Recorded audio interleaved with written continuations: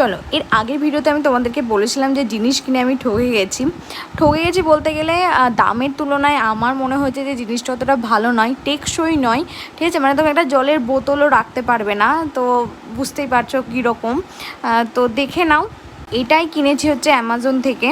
এটার প্রাইস কিন্তু আমি আগের ভিডিওতে বলে দিয়েছি, তোমরা যারা যারা দেখোনি বা প্রাইসটা জানতে চাইছো তারা আগের ভিডিওটা দেখো, তাহলে বুঝতে পারবে।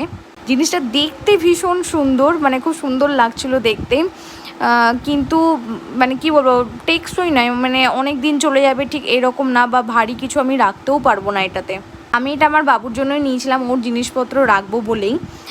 তো আমি সাজিয়েওছিলাম, জানো তো, ওর জামা কাপড়গুলো রেখে সাজিয়েওছিলাম, সেটাও তোমাদের সাথে নেক্সট ভিডিওতে শেয়ার করব।